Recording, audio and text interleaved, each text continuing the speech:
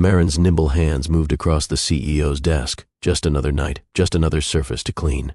Until the lock clicked behind her. The man standing in the doorway wasn't just any executive. Callum Voss, billionaire visionary, ruthless businessman, the name that made boardrooms tremble. His intense gaze locked with hers as 3 words shattered everything. I want you, but not in the way you might think. Would you forgive someone who hid their true self behind a corporate mask, even if they did it to protect a beautiful vision? If you've ever felt unseen or wondered if your dreams were too small, this story will change everything you believe about power, purpose, and unexpected love. And in case you are new here, please don't forget to hit the subscribe button and turn on the notification bell so you don't miss a single story. Now, let's begin. The midnight corridors of Vanguard Innovations stretched like abandoned rivers of marble and glass. Marin Doyle adjusted her cleaning uniform, a practical Navy outfit that management insisted projected professional invisibility, as she pushed her cart toward the executive floor. Tonight felt different. Perhaps it was the unusual stillness, or the way moonlight cut sharp angles through floor-to-ceiling windows. Her footsteps echoed softly against hard surfaces as she moved through spaces designed to intimidate. Another late shift, Ms. Doyle? The security guard, Roger, who always saved his coffee for her, nodded as she swiped her access card. Someone has to make sure these offices shine by morning, she replied with a tired smile. Executive floor tonight, huh? Good luck with that. They've been working crazy hours up there, especially Mr. Voss.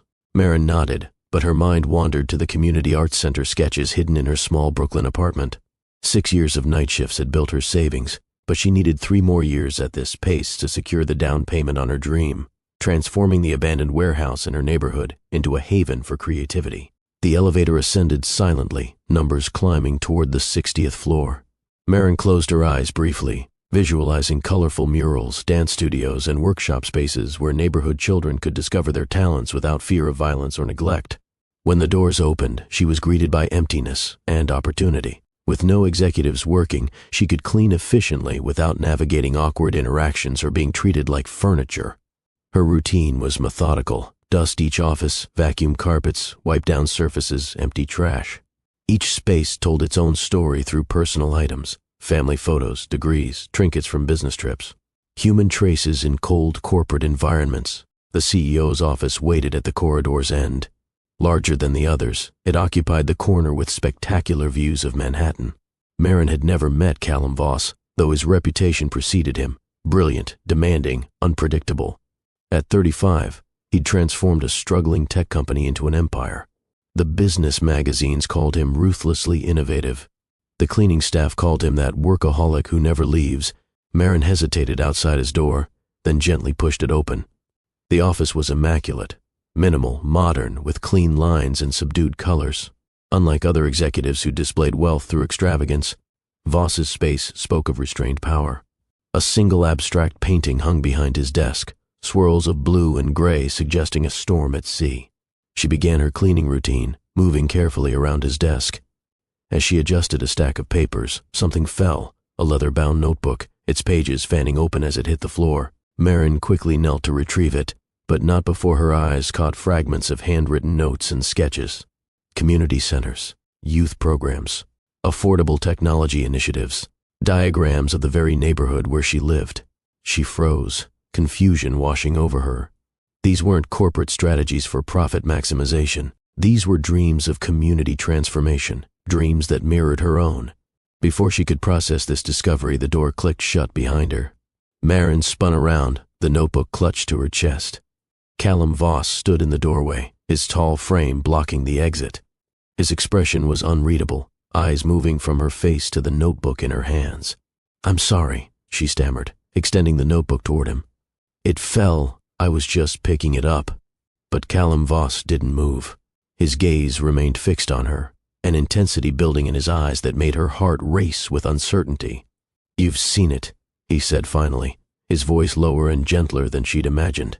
Not the commanding tone of a CEO, but the vulnerable admission of someone whose secret had been discovered. Marin nodded slowly, unable to form words. He took 3 measured steps forward, then pressed a button on his desk that locked the door with an audible click. The sound echoed in the silent room. "I want you," he said, the words hanging between them. Marin's eyes widened, her body tensing. She'd heard stories of powerful men and vulnerable employees. But Callum continued, his next words dissolving her assumptions. I want you to tell me what you think about these plans. No one else has seen them. Relief flooded through her, followed quickly by confusion. Me? I'm just the night cleaner, yes. But you're also Marin Doyle, graduate of NYU's Community Development Program, who's been saving for years to open an arts center in Brooklyn. His eyes held hers steadily. I make it my business to know everyone who works here, especially those with dreams that align with mine. Marin's mouth fell open. How did you... Your application. 6 years ago, you wrote a compelling personal statement about transforming neighborhoods through art and technology. It stayed with me. He gestured to the notebook. These aren't corporate proposals. They're my personal vision, one I've been afraid to share with my board. The revelation hung between them, a powerful CEO with secret plans for community renewal, confessing to a night cleaner who shared the same dream. Why me? Marin asked, finding her voice at last. Why now? Callum moved to the window, gazing out at the city lights. Because I'm tired of living 2 lives, the ruthless businessman by day, the closet idealist by night. He turned back to her. And because tonight, when I saw you with that notebook, I realized someone else might understand. Marin studied him, the subtle strain around his eyes, the tension in his shoulders beneath his expensive suit. This wasn't the calculated move of a corporate predator. This was the desperate reach of someone drowning in expectations. Tell me about your plans, she said quietly, setting down her cleaning supplies and taking a seat across from his desk. For the next hour, Callum Voss, Billionaire CEO, shared his vision with Marin Doyle, night cleaner. He spoke of technology hubs in underserved communities, art programs that doubled as job training, and infrastructure that prioritized human connection over profit. My grandfather built this company to improve lives, Callum explained, running his hand through his dark hair. Somewhere along the way, we lost that mission. The board measures success in quarterly profits, not in lives changed. Why don't you change that? Marin asked. You're the CEO? A bitter smile crossed his face. Power has limitations. The board can remove me if I threaten their dividends. My position is secure only as long as I deliver what they expect. So you plan in secret, Marin concluded, understanding dawning. Until tonight. His eyes found hers again. Now we plan together. The weight of his words settled between them. Mr. Voss. Callum, please. Callum. His name felt foreign on her tongue. This is a lot to process. I'm not sure what you're asking of me. He leaned forward, intensity radiating from him. I'm asking for your perspective, your expertise, your partnership in making these plans reality. I can provide resources and influence, but I need someone who understands community needs at ground level. Marin's mind raced. This opportunity could accelerate her dreams by years, but skepticism tempered her hope. Why should I trust you? Corporate promises often evaporate when convenient. Valid question. He reached into his desk and removed a document, sliding it across to her. This is a contract guaranteeing funding for community development projects in your neighborhood, regardless of my position at Vanguard. It's already signed and notarized. Marin stared at the paper, then back at Callum. You prepared this before our meeting? I've been watching you work for months. Your dedication, your attention to detail. The way you treat this building not just as a workplace but as a community. He paused. I was gathering courage to approach you. Tonight, fate intervened. Their eyes locked across the desk, a billionaire and a cleaner, connected by shared vision and unexpected understanding. I need to think about this, Marin said finally. Callum nodded. Of course, take the contract, review it with a lawyer. I'll wait for your decision. He unlocked the door with another press of the button. But Marin... She turned back, hand on the doorknob. Sometimes the most meaningful partnerships begin in the most unlikely circumstances, he said softly. As Marin exited the building that night, the cold New York air bit at her cheeks. She clutched the contract inside her coat, mind whirling with possibilities and doubts. Her phone buzzed. A text from Tasha. How was work? Still coming for breakfast tomorrow? Marin stared at the screen, unsure how to explain the night's events. How does one casually mention that a billionaire CEO shared his secret community development plans and offered partnership? She finally replied, Work was unexpected, and yes to breakfast. I have something important to discuss. That night, in her small apartment, Marin spread Callum's contract across her kitchen table. The language was clear, the commitments substantial. $5 million for community development, regardless of Vanguard's future direction or leadership. Beside it, she laid her own sketches for the Arts Center, dreams drawn during lunch breaks and sleepless nights. The parallels were striking. Both envisioned spaces where technology and creativity could lift communities. Both prioritized sustainability and accessibility. As dawn broke over Brooklyn, Marin made her decision. This unlikely alliance might be risky, but some opportunities deserved courage. Her phone rang precisely at 7 a.m. "Good morning, Marin." Callum's voice was calm, professional. "Have you had time to consider my proposal?" "I have," she replied, watching sunrise paint her neighborhood gold. "I'm in, but as an equal partner, not an employee. My community deserves authentic representation." The pause on the other end lasted only a moment. "Agreed. When can you start?" "I already have," Marin said, a smile forming. "I've been planning this for years."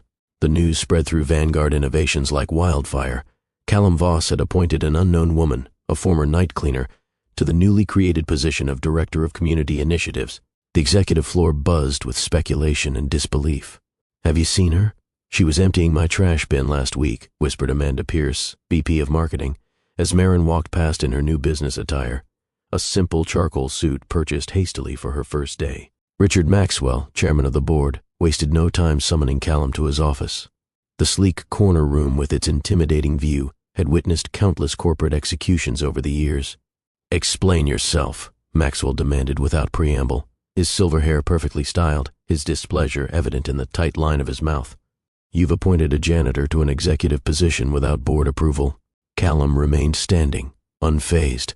"Marin Doyle has a master's degree in community development from NYU. She spent 6 years researching neighborhood transformation while working nights to fund her projects. She brings exactly the perspective we need." "Need for what?" Maxwell's eyes narrowed. "Vanguard is a technology company, not a charity. We're evolving," Callum replied. "The future of business isn't just profit, it's purpose. Companies without social impact initiatives are becoming obsolete." Maxwell's laugh was cold. "Save the TED Talk. The board expects quarterly growth, not feel-good projects. Fix this mistake before our shareholders hear about it." Callum straightened, his resolve hardening. "It's not a mistake, Richard. It's a strategic direction. And as CEO, I'm entitled to set that direction. For now," Maxwell said, the threat hanging between them. When Callum returned to his office, Marin was waiting, her expression revealing she'd already faced her share of cold shoulders. "That bad?" she asked. "Exactly as expected," Callum replied, loosening his tie. "Richard's threatening my position." "Maybe this was a mistake," Marin said quietly. "I don't want to be the reason you lose everything you've built." Callum turned to her, his expression softening. "What I've built has value only if it creates meaningful change. Otherwise, it's just numbers on a screen." He moved to the window. "I've spent years accumulating power without purpose. Meeting you reminded me why I started this company." A knock interrupted them. Callum's assistant entered with a stack of files. "The quarterly report, sir. And the board requests Miss Doyle's credentials and project proposals by tomorrow morning."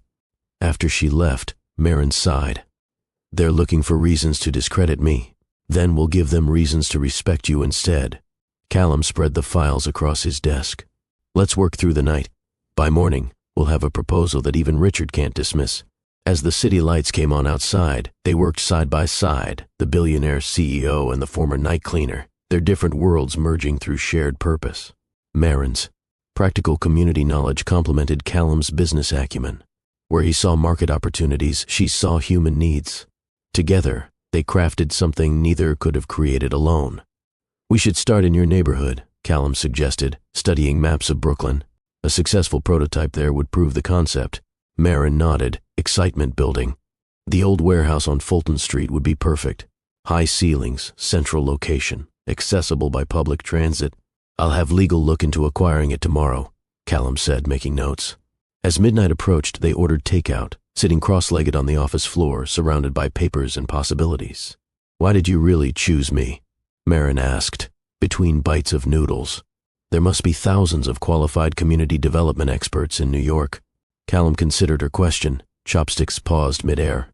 "Because you understand both worlds. You move through corporate spaces without becoming corrupted by them. You see value where others see only profit margins." He met her eyes. And because when I saw you reading my notebook, I recognized something I've rarely found in business: authenticity. The moment lingered between them, charged with something deeper than professional respect. What about you? Marin asked. How does Callum Voss, corporate wunderkind, develop a secret passion for community development? A shadow crossed his face. I grew up in neighborhoods like yours. My grandfather built Vanguard from nothing, but my father transformed it into a profit machine at any cost. I watched communities collapse when our factories moved overseas. I promised myself I'd fix his mistakes when I took over. His voice grew quiet. Instead, I became him. Until recently. What changed? I visited our manufacturing facility in Detroit, one of the few we didn't outsource. There was a community center across the street, crumbling, underfunded. Children were trying to learn computer skills on decade-old machines. He set down his food. That night, I started sketching alternatives, ways Vanguard could partner with communities instead of extracting from them. Marin's hand moved instinctively to cover his. It's never too late to become the person you meant to be. The touch lasted only seconds, but something shifted between them. A boundary crossed, a connection acknowledged. By dawn, their proposal was complete.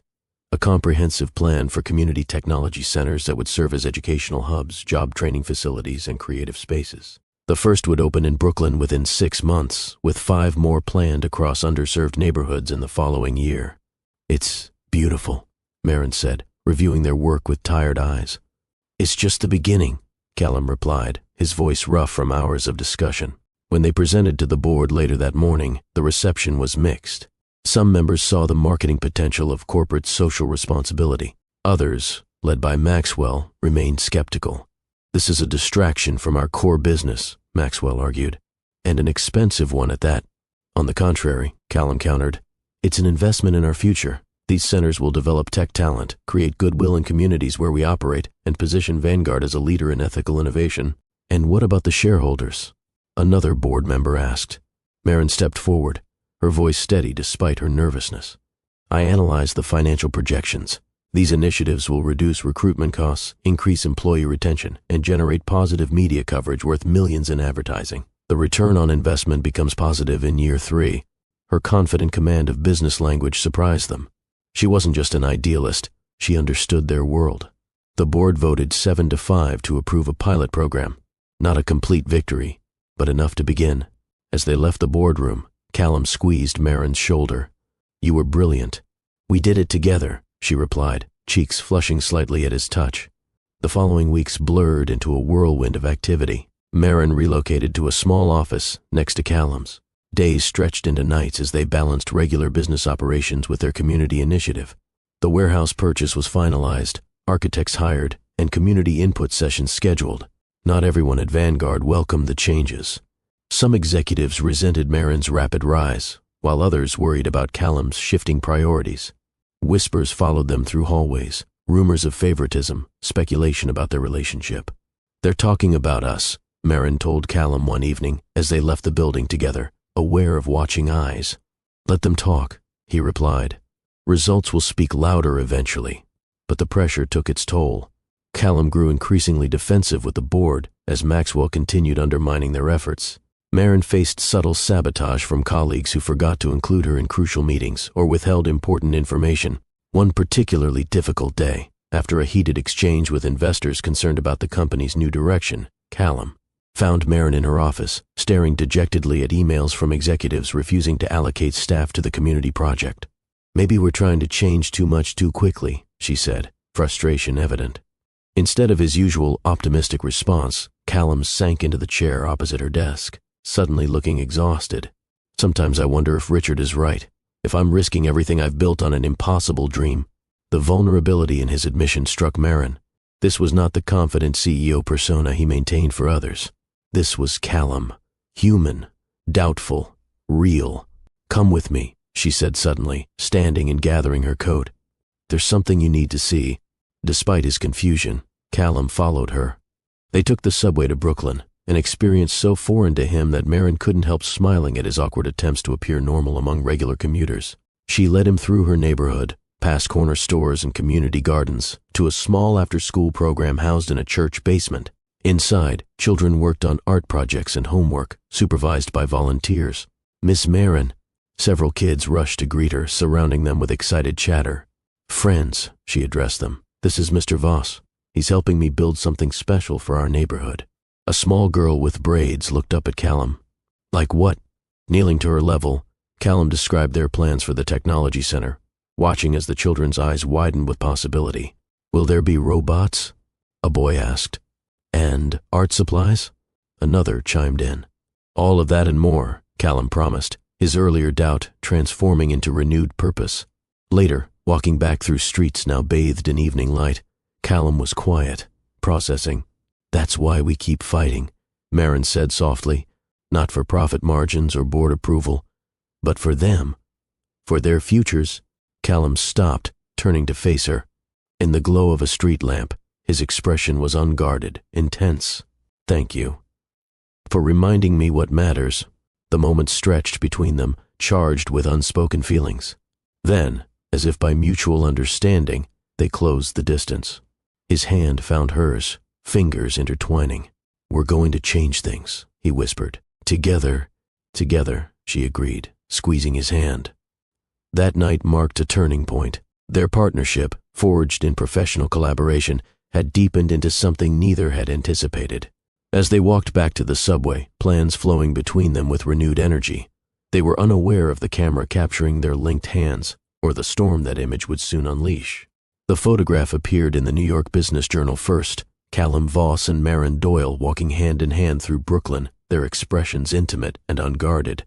The headline read, Vanguard CEO's secret romance with former janitor, business or pleasure. By morning, it was everywhere. News outlets devoured the story, the billionaire and the cleaner, corporate power, and unexpected connection. Some framed it as a modern fairy tale. Others suggested more calculated motives. Marin discovered the headlines when her phone exploded with notifications during her morning coffee. Tasha called immediately. Turn on Channel 6, her friend said without greeting. You're famous. On screen, a polished anchor dissected their professional relationship, while the damning photograph filled the background. Sources inside Vanguard questioned the qualifications of Ms. Doyle, who until recently was employed cleaning the very offices she now helps manage. Marin's stomach clenched. She tried calling Callum, but reached his voicemail. 20 minutes later, her own phone rang with a number she didn't recognize. Ms. Doyle, this is Patricia Winters from Vanguard's PR department. Mr. Maxwell has requested your immediate presence at an emergency board meeting. The Vanguard lobby was swarming with reporters when Marin arrived.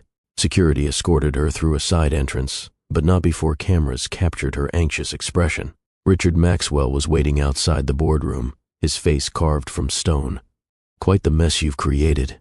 The photo is misleading, Marin replied, struggling to maintain composure. Callum and I were discussing the community center after visiting. Callum, is it? Maxwell's eyebrow arched. How familiar. And I suppose your rapid promotion from cleaner to executive was based entirely on merit. The boardroom doors opened before she could respond. Inside, Callum stood at the head of the table, his CEO mask firmly in place, though Marin detected tension in his jaw. Board members lined both sides, expressions ranging from discomfort to outright hostility. Miss Doyle, Callum nodded formally. Please join us. For the next hour, Marin endured questioning that felt more like an inquisition. Her qualifications, her relationship with Callum, the integrity of their community initiative, all scrutinized with surgical precision. The timing is suspicious, one board member noted. Our stock dropped 3 points this morning. Shareholders are concerned about the company's direction and leadership. My personal life is irrelevant to Vanguard's operations, Callum stated, his voice controlled. Ms. Doyle's expertise in community development is documented and her project proposals have demonstrated clear ROI potential. Nevertheless, Maxwell interjected, the appearance of impropriety damages our reputation. The board recommends placing the community initiative on hold pending review and reassigning Ms. Doyle to prevent further distractions. Callum's knuckles whitened against the table edge. That decision exceeds the board's authority. Operational assignments remain the CEO's prerogative. The silent power struggle stretched across the table until Maxwell smiled thinly. Then perhaps we should discuss the CEO's prerogatives more broadly. I move to call a vote of confidence. The room temperature seemed to drop. A vote of confidence was corporate language for potential removal. On what grounds? Callum challenged. Compromised judgment, misallocation of resources. pursuing personal interests at the expense of shareholder value. Maxwell's gaze shifted meaningfully to Marin. The evidence is compelling. Before Callum could respond, Marin stood, her chair scraping loudly. With respect, Mr. Maxwell, you're making assumptions about my relationship with Mr. Voss that have no basis in fact. More importantly, you're dismissing a business initiative with documented potential because it doesn't fit your narrow definition of corporate success. She reached into her bag and extracted a folder. These are community response surveys from our neighborhood outreach. 87% of participants expressed increased positive sentiment toward Vanguard after learning about our initiative. That translates to consumer goodwill worth millions in marketing value. Sliding another document forward, she continued, and this is a preliminary commitment from the city to provide matching funds for our technology center, effectively doubling our investment impact. The board members exchanged glances, clearly unprepared for her poised defense. As for my qualifications, Marin concluded, judge me by my results, not by my previous position or assumptions about my personal life. If the community center fails to meet its objectives in 6 months, I'll resign voluntarily. A silence fell over the room. Even Maxwell seemed momentarily without response. Callum cleared his throat, reclaiming control. The board's concerns are noted. We'll implement additional oversight on the community initiative and establish clear metrics for success. Miss Doyle and I will maintain strictly professional interactions within the company to avoid any appearance of impropriety. His eyes met Marin's briefly, apologetic yet resolute. Now, if there's no further business, I suggest we focus on reassuring our shareholders that Vanguard remains committed to both innovation and integrity. The meeting adjourned with tension still thick in the air. As board members filed out, Maxwell paused beside Callum. This isn't over, he murmured, just loud enough for Marin to hear. The board won't tolerate distractions from our core mission. When only Marin and Callum remained, the formal facade dropped from his features, revealing exhaustion and concern. I'm sorry, he said quietly. I should have anticipated this reaction. We both should have been more careful, Marin replied, gathering her materials. What happens now? We continue our work, but separately and visibly above reproach. His expression darkened. Maxwell will look for any excuse to shut us down. We can't give him ammunition, so we pretend there's nothing between us? The question hung in the air, acknowledging what neither had yet defined. Callum moved toward the window, putting physical distance between them that felt symbolic. For now, yes. The project has to come first. Too many people are counting on its success. Marin nodded, the practical decision stinging despite its logic. I understand. The following weeks transformed Vanguard. Security escorted Marin through media gauntlets each morning. Her emails were monitored, her meetings recorded for transparency. Callum maintained professional distance, their interactions limited to group settings with careful formality. Despite these obstacles, work on the Brooklyn Community Center progressed. Construction began on the warehouse renovation. Community design sessions drew enthusiastic participation. Local artists submitted proposals for collaborative installations. Through it all, Marin felt Maxwell watching, waiting for mistakes. His allies within the company created constant friction, delayed approvals, questioned expenses, scheduling conflicts that pushed timelines. They're trying to make us fail, Marin told Tasha over coffee one Sunday morning, away from corporate ears. Or they're trying to make you quit, Tasha suggested. Have you considered that might be easier? You could find another way to build your art center. Marin shook her head. This isn't just about my dream anymore. It's about proving that business can serve communities without sacrificing success. If we back down, Maxwell's vision wins, profit above people, always. And what about Callum? Tasha asked gently. Is he just your business partner? The question struck a nerve Marin had been avoiding. It's complicated. Honey, I saw that photograph. Nothing complicated about the way he looked at you. Marin stared into her coffee. We haven't spoken privately since the board meeting. He's protecting the project and his position. At what cost? Tasha pressed. Before Marin could answer, her phone buzzed with a text from an unknown number, Museum of Modern Art. 3rd floor, Renaissance section, 2 p.m. Come alone. The cryptic message sent her pulse racing. At precisely 2 p.m., Marin stood before a massive canvas depicting forbidden love across social boundaries, scanning the gallery for familiar faces. The artist spent 7 years on this painting. Callum's voice came from behind her. He risked everything: reputation, commission, freedom. because he believed some truths must be expressed, regardless of consequence. Marin turned, drinking in the sight of him after weeks of careful distance. In casual clothes, jeans and a simple sweater, he looked younger, less burdened. "Why the secrecy?" she asked. "Maxwell has people watching both of us." Callum guided her to a bench with sight lines in all directions. "But he doesn't control where we spend our Sundays." They sat with careful space between them, facing the painting while speaking in low voices. "The community center passes final inspection next week," Marin reported. "We're on schedule despite the obstacles." "That's not why I asked you here," Callum said, his eyes searching hers. "I needed to know if you're okay. If we're okay." The question carried weight beyond professional concern. Marin felt the walls she'd carefully constructed beginning to crumble. "I don't know what we are," she admitted. "Partners with a shared vision, certainly. But that night in Brooklyn was real," he finished. "More real than anything I've felt in years. And terrifying because of it." "Terrifying?" "I've spent my life building walls between Callum the person and Voss the CEO. You walked through them like they didn't exist." His voice dropped lower. "You saw me, not my position or my wealth, just me. Do you know how rare that is?" The honesty in his words resonated through her. "I see you because I recognize the struggle. Different circumstances, same essential question. Can we become who we truly are when the world expects something else?" His hand moved carefully across the bench, fingers brushing hers in a touch too deliberate to be accidental. "I don't have answers. I just know I'm tired of pretending. With the board, with the media, with you." The contact between them, though minimal, felt electric after weeks of forced distance. "What are you suggesting?" "That we stop letting fear dictate our choices." His eyes held a determination she hadn't seen since their first night working together. "Maxwell wants us to fail. The media wants a scandal. Neither understands what we're actually building." "And what is that exactly?" Marin asked, heart pounding. "A future where purpose and profit coexist, where companies serve communities rather than extract from them." His fingers interlaced with hers. "And perhaps something more personal along the way." The moment stretched between them, filled with possibility and risk. Then Marin made her decision, squeezing his hand in return. "I'm all in," she said. "Whatever comes next, we face it together. No more hiding." As they left the museum separately, neither noticed the figure who had been watching from behind a sculpture, phone in hand, capturing one final incriminating image that would soon set in motion events neither could predict. The second photograph hit harder than the first.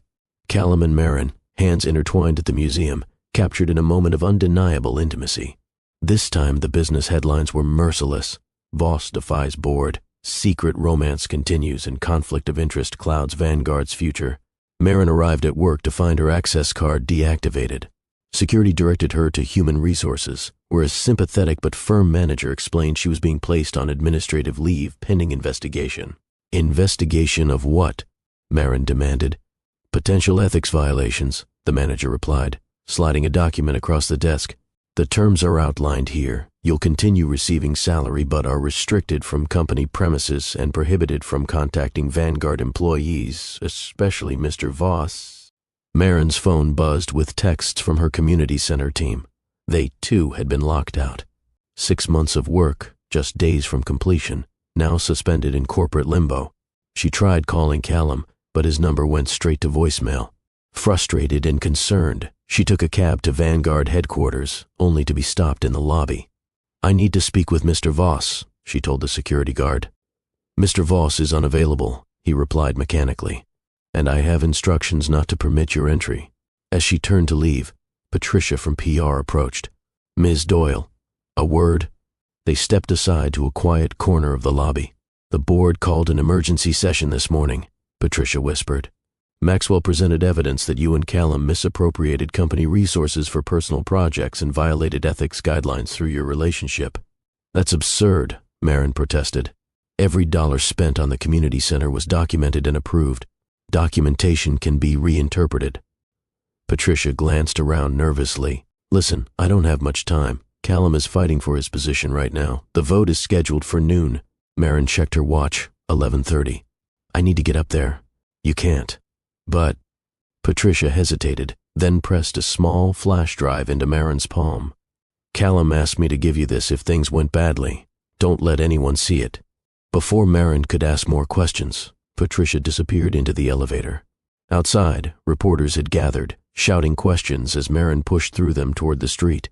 Her phone buzzed with a text from Tasha. News says Callum's being ousted. You okay?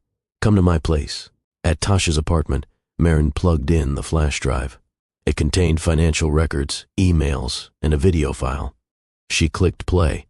Callum appeared on screen, looking exhausted but determined. Marin, if you're watching this, the board has likely moved against me. What they're doing isn't just about us, it's about control. Maxwell doesn't oppose our community initiative because it might fail. He opposes it because it might succeed and change how business is done. He leaned closer to the camera. I've prepared for this possibility. The flash drive contains evidence of Maxwell's offshore accounts and tax avoidance schemes I discovered during an internal audit. Also, the community center property was transferred to a separate foundation yesterday, legally beyond the board's reach. His expression softened. This isn't how I wanted things to unfold, but perhaps it's necessary. Sometimes systems only change when pushed to breaking point. He paused. Whatever happens next, remember why we started this. It wasn't about corporate power or personal advancement. It was about believing business could serve humanity rather than exploit it. The video ended, leaving Marin stunned. Tasha whistled low. Your CEO boyfriend doesn't mess around. He's not my boyfriend. Marin corrected automatically, mind racing through implications. He's my partner. At noon, news alerts reported that Callum Voss had been removed as CEO of Vanguard Innovations by unanimous board vote. Richard Maxwell was named interim CEO, promising a return to core business values and elimination of distracting side projects.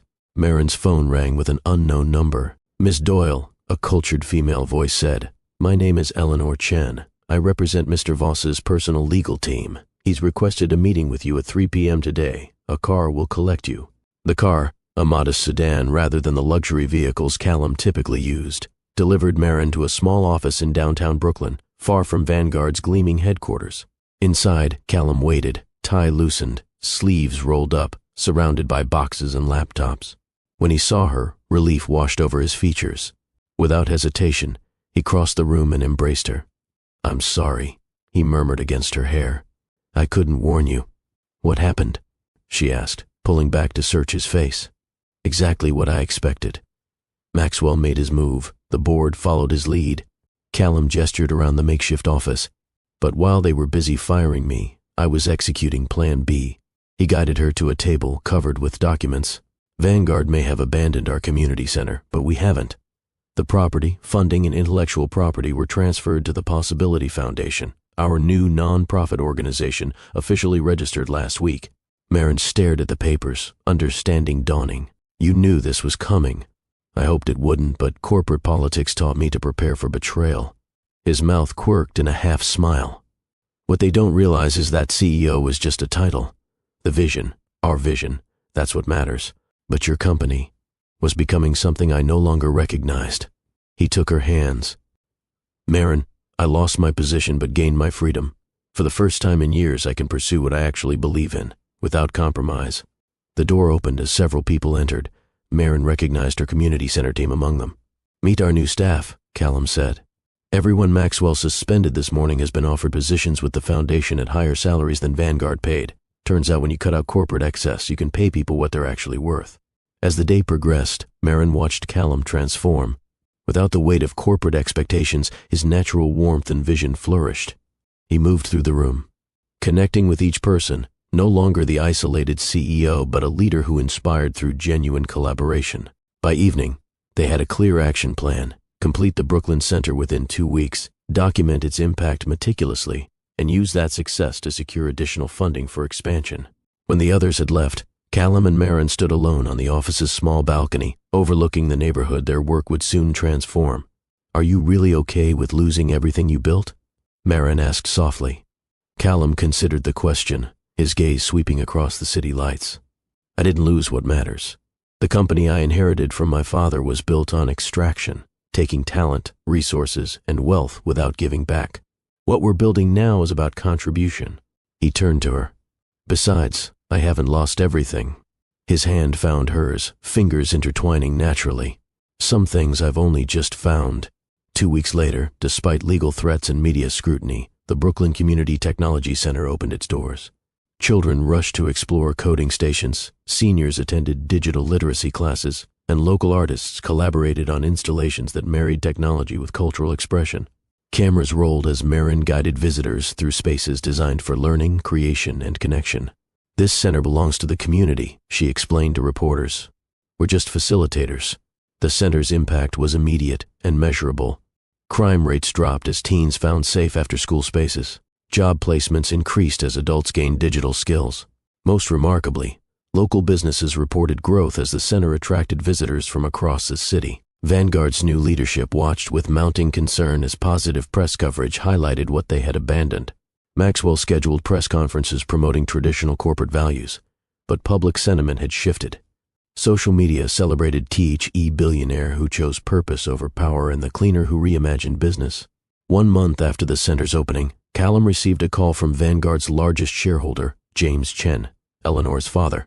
"Mr. Voss," the elderly investor said, "I've toured your Brooklyn facility. Most impressive." "Thank you, Mr. Chen," Callum replied cautiously. "More impressive is that quarterly spending decreased, but impact increased." Chen's voice carried decades of business acumen. "Maxwell's leadership, by contrast, has driven our stock down 12% through short-sighted cost-cutting." "I'm sorry to hear that," Callum said, though his tone suggested otherwise. "As the largest shareholder, I've called a special meeting. The board requires reconsideration." Chen paused meaningfully. "Would you be interested in returning as CEO?" Callum glanced at Marin, who sat across from him reviewing community feedback surveys. Their eyes met in silent communication. "With respect, Mr. Chen, I'm building something more meaningful now," Callum answered. "However, I would consider a partnership between Vanguard and the Foundation, with conditions." "Name them," Chen said. "Complete autonomy for our community initiatives. Marin Doyle installed as permanent Foundation director with board representation, and Richard Maxwell's immediate removal." Chen chuckled, decisive as ever. "I'll present your terms." After the call, Marin raised an eyebrow. "You're negotiating my position without consulting me?" "Proposing," Callum corrected with a smile. "Though I hoped you'd approve." "You've earned it." "And what about us?" she asked, the question encompassing everything still unspoken between them. Callum moved around the desk, kneeling beside her chair. "That's not negotiable. Whatever professional paths we take, I want us to walk them together. These past months showed me what matters, not power or position, but purpose, and people who share it." "People?" she teased gently. "One person in particular," he amended, taking her hand.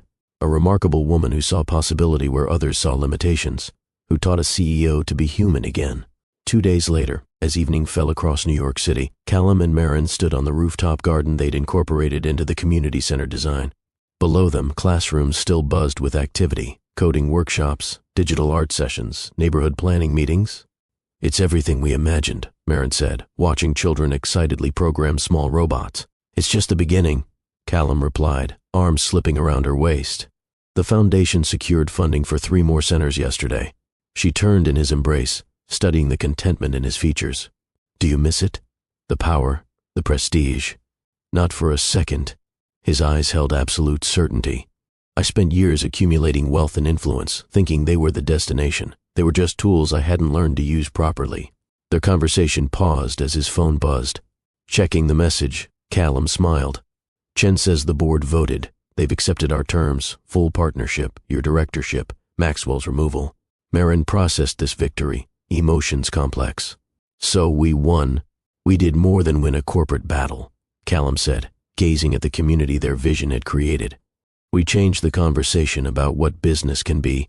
As darkness settled over the city, lights came on in the center below, warm, inviting beacons in a neighborhood once forgotten. Each light represented possibility, a child discovering technology, an adult gaining new skills, a community reclaiming its future. Callum drew Marin closer. "When I said I want you that first night, I meant something I couldn't fully express then. I wanted your perspective, your courage, your authentic heart. I wanted the world you believed in, one where power serves purpose." She rested her head against his shoulder, completing the circle that had begun in a midnight office months ago. "And now?" "Now," he said softly, "I want us, partners in every sense, building something that matters, together." Their silhouettes merged against the city skyline, 2 individuals who had defied expectations and found each other across social boundaries. Below them, their shared vision illuminated the darkness, proof that with courage and conviction, even the most unlikely connections can transform worlds. 6 months transformed everything. The Brooklyn Community Technology Center became a beacon of innovation that attracted visitors from across the country. What began as a single converted warehouse now served as the blueprint for a movement. On a crisp autumn morning, Marin stood before a crowd gathered for the opening of their third center, this one in Detroit, near the manufacturing facility that had first inspired Callum's change of heart. Camera flashes punctuated her speech as she addressed community members, business leaders, and former skeptics now eager to associate with their success. "Today isn't just about cutting a ribbon," Marin said, confidence flowing through her voice. "It's about cutting through limitations. When we began this journey, people said business and social impact couldn't coexist. They claimed profit and purpose were opposing forces." Her eyes found Callum in the front row, his proud smile warming her. They were wrong. In just 6 months, our centers have trained over 3,000 people in digital skills, incubated 47 local businesses, and provided safe, creative spaces for hundreds of children. And yes, she smiled at the business reporters scribbling notes, we've done this while generating sustainable revenue and creating jobs. After the ceremony, as guests explored the gleaming new facility with its coding labs, art studios, and community gathering spaces, Callum pulled Marin into a quiet corner. "That was brilliant," he said, his eyes reflecting the same intensity she'd first glimpsed in his office that fateful night. "You've become the voice of this movement." "We've become the voice," she corrected, straightening his tie affectionately. "Your board speech yesterday wasn't bad either." Callum laughed. The partnership between Vanguard and the Possibility Foundation had evolved beyond their initial terms. Rather than returning as CEO, Callum had accepted a position as chairman of innovation, focusing exclusively on community initiatives while professional management handled day-to-day operations. "James Chen asked when we're taking this international," Callum said. "Apparently his contacts in Singapore are interested in our model. One continent at a time," Marin replied with a smile. "We still have 7 more U.S. cities on our roadmap." As they rejoined the celebration, Marin marveled at their journey. The woman who once cleaned offices after hours now directed a foundation with 8-figure funding. The man once isolated by wealth and power now moved easily among people from all backgrounds, genuinely engaged and present. Their professional success was matched by personal growth. The forced distance of their early days had given way to an honest partnership built on shared purpose and deep respect. They still maintained professional boundaries at work, but no longer hid their relationship from the world. That evening, after the crowds dispersed and staff finished documenting the day's success, Callum suggested a walk along the Detroit riverfront. The autumn air carried a crisp edge as they strolled past revitalized parks where families gathered despite the cooling temperature. "I've been thinking about our next phase," Callum said, his breath visible in the evening air. "We've proven the model works, the centers are financially sustainable, the foundation's endowment is secure, but," Marin prompted, sensing something beneath his words, "but I'm wondering if we're thinking big enough." He stopped, turning to face her fully. "What if we created an entirely new economic framework? Not just centers within the existing system, but a complete reimagining of how business, community, and social good interact." The passion in his voice reminded Marin of their first night working together. The visionary hidden beneath the corporate exterior now fully emerged. "What are you proposing?" she asked. "A network of interconnected community enterprises, technology hubs feeding into local manufacturing, art programs producing marketable products, education initiatives developing talent that stays in the community." His eyes shone with possibility. A self-sustaining ecosystem where profit fuels purpose in an endless cycle. Marin considered his vision. That's revolutionary. It would challenge fundamental assumptions about capitalism. Exactly. He took her hands, his touch warm against the cool evening. The current system extracts value from communities. We can build one that generates and circulates value within them. Looking into his eyes, Marin saw not just professional excitement, but a deeper question about their shared future. "This would be a lifetime's work," she said softly. "I'm counting on that," Callum replied, his voice dropping to match hers. "Because I don't want to do it with anyone but you." He reached into his pocket and withdrew a small wooden box, not the velvet jewelry case she might have expected, but something handcrafted with visible care. "This was made by teenagers in our Brooklyn woodworking program," he explained, placing it in her palm. "I asked them to create something special." Marin opened the box to find not a ring, but a key. Ancient-looking and beautifully forged, it lay on a bed of soft fabric. "It's symbolic," Callum explained as confusion crossed her features. "A key to possibility, to our future, to everything we might build together." He took a deep breath. "Maren Doyle, when you walked into my office that night, you unlocked something I'd kept hidden for years. My authentic self, my true purpose. Every day since, you've helped me open new doors I never knew existed." Dropping to one knee on the riverfront path, Callum looked up at her with vulnerable honesty. "I'm not asking you to be my wife in the traditional sense of merging into my world. I'm asking if you'll build a new world with me, as partners, lovers, best friends, and co-creators of whatever comes next." Tears welled in Maren's eyes, not from the romance of the moment, but from its profound truth. This wasn't a fairy tale ending where the cleaner became a princess. This was something far more meaningful, a recognition of equal value, shared purpose, and chosen connection. "Yes," she whispered, pulling him to his feet. To all of it, their kiss sealed more than a personal commitment. It affirmed a partnership that had already begun reshaping the boundaries between business and community, wealth and worth, power and purpose. The next morning brought reality back into focus as they met with their executive team to discuss expansion plans. The foundation had grown to 30 employees, with hundreds more working in the centers themselves. The Detroit opening generated significant media attention, reported Zoe, their communications director. "We've received partnership inquiries from 23 companies and 15 city governments. And less welcome attention," added Marcus, head of security. "Maxwell's people have been investigating our financing, looking for vulnerabilities." "Let them look," Callum replied confidently.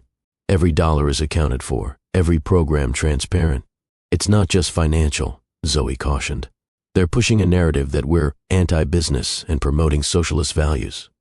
Some conservative outlets are running with it." Maren exchanged glances with Callum. They'd anticipated resistance, but underestimated how threatening their success would be to traditional power structures. "We need to be proactive," Maren decided. "Schedule interviews with business publications, show how our model enhances rather than undermines healthy capitalism, and accelerate the economic impact reporting. Let the numbers speak for themselves." As the meeting continued, Callum watched Maren guide the discussion with measured confidence. The woman who had once hesitated to speak in board meetings now led with natural authority. Not the cold command he'd once cultivated, but something more effective, leadership rooted in genuine connection and clear purpose. Later that day, they visited a high school class participating in their technology apprenticeship program. Teenagers eagerly demonstrated apps they developed to address local challenges, from coordinating community gardens to reporting infrastructure problems. "These kids are creating solutions we never imagined," Maren whispered as they observed a young girl explaining her algorithm for optimizing public transit routes. "Because we gave them tools and got out of their way," Callum replied. "Traditional business would have dictated the problems and solutions. We just created space for their creativity." A boy who had been quietly coding in the corner approached them, eyes downcast but determined. "Mr. Voss, Miss Doyle, I wanted to show you something." He handed them his tablet displaying a website design. "It's for connecting homeless people with resources. My family was homeless last year before my mom got job training at your center. Now she works in IT support." The simple dignity in the boy's voice and the practical compassion in his project embodied everything they'd hoped to inspire.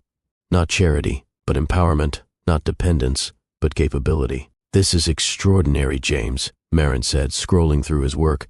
"Would you consider presenting it at our next community showcase?" The boy's eyes widened. "Really? I mean, yes, absolutely." As they left the classroom, Callum slipped his arm around Maren's waist. "That's our real legacy," he said quietly. "Not buildings or programs, but possibilities awakened in people who'd been told they didn't matter."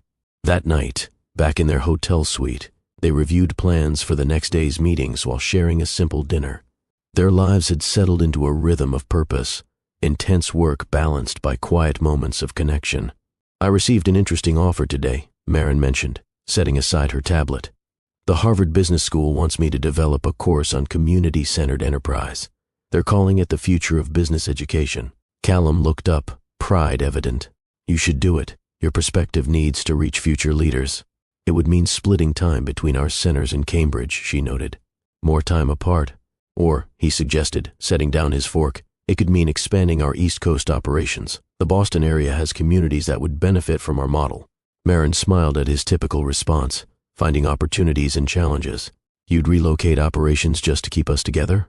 I'd rethink gravity if it meant being apart from you, he replied with such earnest intensity that she laughed. Let's be slightly more practical, she suggested, moving to sit beside him.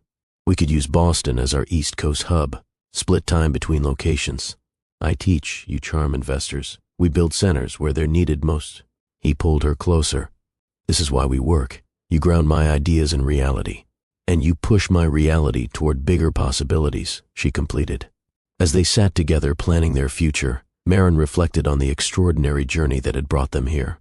From cleaner and CEO to partners creating change neither could have achieved alone. Their story had become more than personal romance.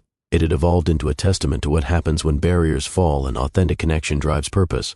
Sometimes I wonder, she said softly, what would have happened if I hadn't dropped your notebook that night? Callum's eyes met hers with absolute certainty. We would have found another beginning. Some connections are inevitable. As night settled over Detroit, a city being reshaped by their vision, they embraced not just as lovers but as architects of possibility, their shared purpose illuminating paths that once seemed impossible to walk. 2 years transformed vision into reality. What began with a midnight encounter in a corporate office had evolved into a movement spanning 12 cities, with 37 community centers serving over 100,000 people annually. The Possibility Foundation, once dismissed as an idealistic distraction, now featured in business school case studies as a revolutionary model for socially conscious enterprise. On a bright spring morning in Brooklyn, Marin stood in the rooftop garden of their flagship center, the original warehouse now blossoming with urban agriculture projects and solar panels that powered the building below. Children's laughter drifted up from coding classes while community elders taught traditional crafts in studios designed for intergenerational connection. 5 minutes until the press conference, Zoe reminded her, tablet in hand. Everyone's assembled downstairs. Marin nodded, taking a final moment of quiet before facing the cameras. Today marked their most ambitious announcement yet, the launch of the Community Capital Fund, a $500 million initiative to replicate their model in 50 more cities nationwide. As she descended to the main hall, she passed walls lined with success stories, photos of formerly unemployed residents now running micro-businesses, artwork. From children who discovered creative talents, elderly community members teaching digital literacy classes after completing the center's training programs. The hall buzzed with energy. Journalists, community partners, and foundation staff gathered beneath the soaring ceilings of what was once an abandoned industrial space. At the front stood Callum, discussing final details with James Chen, whose investment FIRM had become their largest backer. Catching sight of her, Callum's face brightened. Despite 2 years of partnership, both professional and personal, his expression still carried wonder whenever she entered a room. "Ready?" he asked, as she joined them. "As I'll ever be," she replied, straightening the simple blue blazer she'd chosen over her favorite white dress. Today wasn't about fashion statements, but about honoring the communities they served with authentic presence. The press conference began with Callum welcoming the assembly. Though he remained the more recognized face of their initiative, he consistently positioned Marin as its heart and architect. 3 years ago, he began, in a moment of unexpected honesty, I shared a secret vision with someone I barely knew. That person, Marin Doyle, saw possibility where others might have seen merely a powerful man's whim. Today, we're not celebrating buildings or programs or funding milestones. We're celebrating transformation of communities, of business practices, and of ourselves. He stepped aside, yielding the podium to Marin. The gesture wasn't merely symbolic. It represented their shared commitment to elevating voices traditionally excluded from power. "Good morning," Marin began, her voice carrying the quiet confidence that had become her hallmark. "Today we announce the Community Capital Fund, a $500 million commitment to expand our model nationally. But numbers only tell part of the story." She gestured to the diverse group seated behind her, program graduates, community leaders, and center directors from across the country. These individuals represent why we do this work. Their expertise, creativity, and determination drive our success. They've proven that when communities have resources and agency, they create solutions no corporate boardroom could imagine. As she outlined the initiative's structure, local governance, sustainable revenue models, and technology transfer, Marin noted Maxwell in the back row, arms crossed. Since his removal from Vanguard, he'd established a competing foundation, though his approach remained traditional top-down charity rather than community empowerment. "Critics call our model unrealistic," Marin acknowledged, meeting his gaze directly. "They say business must choose between profit and social good. Our centers have proven otherwise. Every location has achieved financial sustainability within 18 months while creating jobs, reducing crime, and generating local economic growth. The presentation continued with community representatives sharing their experiences, a former gang member who now taught coding to at-risk youth, a grandmother who'd launched an online marketplace for cultural crafts, a teenager whose environmental monitoring app had secured city funding. When questions began, a business reporter raised his hand. This expansion requires significant capital. How will you maintain your independence from corporate interests? Callum stepped forward. The fund is structured as a public benefit corporation with community representation on its governing board. No single investor, including myself, can control its direction. We've learned that true innovation happens when power is distributed, not concentrated. Another reporter, from a conservative outlet known for critiquing their model, addressed Marin directly. Ms. Doyle, some suggest your personal relationship with Mr. Voss undermines the foundation's credibility. How do you respond? The room tensed at the pointed question, but Marin smiled. Our work stands on its measurable impact, not our personal lives. That said, partnership matters, in business and in life. Finding someone who shares your values and challenges your thinking is invaluable. She glanced at Callum. Our society often separates professional success from personal fulfillment. We're demonstrating that authentic connection strengthens both. As the press conference concluded, Marin and Callum moved through the crowd, speaking individually with community members and partners. Their leadership style had become recognizable: attentive listening, genuine engagement, and shared decision-making rather than top-down directives.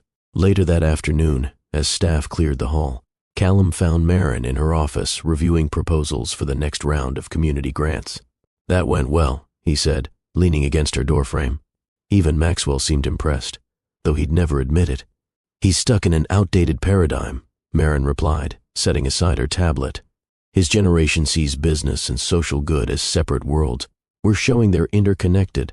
Callum closed the door and took the seat across from her desk. Speaking of interconnection, I have something to discuss. The seriousness in his tone made her pause. Everything okay? More than okay, he assured her. I've been reflecting on our journey, professionally and personally. We've built something extraordinary together, something that will continue growing beyond us. That was always the goal, Marin said, puzzled by his direction. Yes, but I'm thinking about our next chapter. He leaned forward, taking her hand across the desk. The foundation is stable. Our leadership team is exceptional. The model works. Understanding dawned slowly. Are you suggesting we step back? Not completely. But perhaps it's time to create space for new voices while we explore other possibilities. His eyes held hers steadily. Remember that conversation in Detroit 2 years ago? About building a life together, not just a foundation? Marin's heart quickened. Between launching centers and managing growth, their personal plans had moved to the background. They'd maintained separate apartments despite spending most nights together, their lives intertwined but technically distinct. I remember, she said softly. Callum produced an architectural drawing from his portfolio. I found a property upstate, an old mill with good bones, surrounded by 10 acres. It needs renovation, but it has potential. Marin studied the plans, understanding blooming. A home base, he clarified. Close enough to maintain our work in the city, far enough to gain perspective, space for creative thinking, for whatever comes next. The concept resonated deeply. After years of intensity, the idea of quieter space to envision their future held powerful appeal. What about our centers? She asked, practical even in emotional moments. We've built a self-sustaining system. Our team is ready for more responsibility. His thumb traced patterns on her palm. We wouldn't disappear, just shift our focus from daily operations to longer-term vision. Create space for the next generation of leaders to emerge. Marin closed her eyes, visualizing the possibility. Their work had always been about empowering others, not building personal empires. Perhaps this was the natural evolution, creating space for new voices while they explored fresh horizons together. When would we start? She asked, decision forming. The property closes next month. Renovation would take about a year, during which we'd transition leadership gradually. His expression softened. No rush, no pressure, just a new beginning when we're ready. Before she could respond, Zoe knocked urgently. Sorry to interrupt, but you need to see this. She handed them her tablet displaying breaking news. Vanguard announces major restructuring, community focus central to new strategy. The article detailed how Vanguard's board, facing pressure from shareholders and changing market demands, had voted to adopt many principles pioneered by the Possibility Foundation. The company would allocate significant resources to community development and establish ethics guidelines modeled after those Callum and Marin had created. "They're following our blueprint," Marin said, amazed. "Of course they are," Callum replied, eyes gleaming. Success changes the conversation. When something works as well, even the most resistant systems eventually adapt. This validation, their former opponents now adopting their methods, felt like completion of a circle begun that night in Callum's office. As evening descended over Brooklyn, Marin and Callum slipped away from the day's celebrations to visit the rooftop garden. City lights sparkled around them, a constellation of human connection against the darkening sky. "Remember our first days here?" Marin asked, leaning against the railing. "When the roof leaked and we had no funding for repairs?" Callum laughed, wrapping his arm around her shoulders. "And you convinced local contractors to donate materials in exchange for free training space." "Pure desperation," she admitted. "Pure brilliance," he corrected. "You saw resources where others saw only problems." They stood quietly, absorbing the moment. Below them, the center still hummed with evening activities. Adult education classes, youth mentoring sessions, community planning meetings. Lives being transformed through opportunity and connection. "I like your idea," Marin said finally. "About the mill house, about creating something new together." Callum turned to face her fully, moonlight catching the silver that had begun appearing at his temples. "You're sure? We built this to last beyond us," she replied, gesturing toward the vibrant community space below. "The true test of leadership is what happens when you step aside." She reached for his hand, intertwining their fingers as they had countless times over the past 3 years. "Besides, I think we've earned the right to write our next chapter. Together," he affirmed, the simple word carrying all their shared history and future possibility. "Together," she echoed. As they embraced against the backdrop of the city they'd helped transform, their journey came full circle. From that first encounter, a cleaning woman discovering a CEO's secret dreams, to partners reshaping the relationship between business and community, their story transcended conventional boundaries. What began with, "I want you," had evolved into something far more profound. "I choose you," again and again, as we build a world of possibility together. In the warm spring night, surrounded by the fruits of their shared vision, Marin and Callum sealed their next beginning with a kiss that promised continued adventure, deeper connection, and endless possibility. The next morning, as sunlight streamed through Marin's apartment windows, they lay awake discussing plans for the mill house renovation. Their conversation flowed with the easy intimacy of partners who had weathered challenges and celebrated victories side by side. "I was thinking about Maxwell's face yesterday," Marin said, tracing patterns on Callum's chest. "When the Vanguard announcement broke." "Priceless," Callum agreed with a smile. 3 years fighting our model, only to watch his former company adopt it. That's change happening in real time. "That's what gives me confidence about stepping back," she said thoughtfully. "The work will continue without us because the idea is stronger than any individual." As they rose to face the day, Marin caught sight of the symbolic key Callum had given her 2 years earlier, displayed in a simple frame on her bedside table. It reminded her daily that true transformation begins when someone unlocks possibility, in themselves, in others, in systems resistant to change. That key had opened not just a door between cleaner and CEO, but a pathway to reimagining what business could become when guided by authentic purpose and genuine connection. If you believe in the power of unlikely connections to change the world, hit that like button. Has someone ever seen potential in you that others missed? Share your story in the comments below and subscribe for more inspiring content that reminds us all our most powerful transformations often begin in unexpected moments with someone who simply says, "I want you to be part of something meaningful."